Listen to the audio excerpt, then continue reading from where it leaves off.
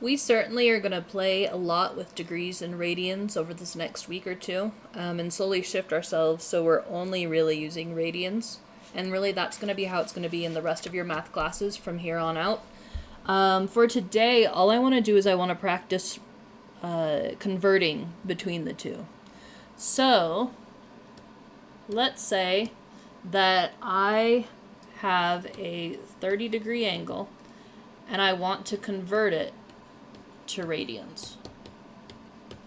Here's what that would look like. First of all, you need to set up a conversion factor, which you've used conversion factors before in your physics classes, in your chemistry class. If you haven't taken those, or if you've had struggled with the unit conversions there, this will help out with those classes as well. So what I have right now is I have a 30-degree angle. Right there, the degree, that's the unit. And I want to get rid of it.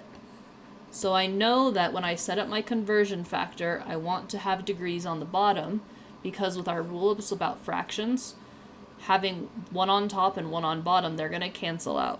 And I know I want to go 2 radians, so I'm going to set that up there. And rad is the abbreviation for radian. And we actually will find later that for whatever reason, in math, it's actually pretty common to not even put the unit radian in your work, because, well, I'll tell you when we finish the problem. But I'm going to have the unit in my work because I think that is going to help us with our unit conversions right now. So I need to know a conversion fact that gets me from radians to degrees or vice versa. And the one that I set up for you is that 2 pi radians is the same thing as 360 degrees. So I want to set up a conversion factor where the degrees are on the bottom. That means if I take this and divide by degrees here, do the same thing on the other side, I now get 2 pi radians over 360 degrees is equal to my special number 1 that I'm going to use for my unit conversion. And I see here, most especially, that I have the units where I want them.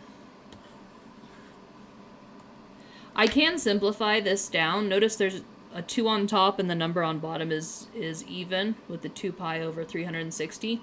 I say let's go ahead and simplify this. When I simplify, cross out the 2, cross out the 360, let's see, 2 divided by 360 is going to give me 1 pi radian over 180 degrees. And this is the most common unit conversion that we see with degrees and radians, just because it's the most simplified, but really you could use anything where the top equals the bottom into how far they open. Okay, so I'm going to finish off my problem here by taking pi radians over 180 degrees. I'm going to use my fraction rules. I know that I have 30 times pi times radians all over 180. Oh, let's see. And my degrees will cancel. 30 divided by 180 is 6.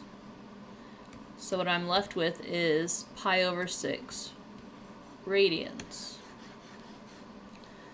Let's do another example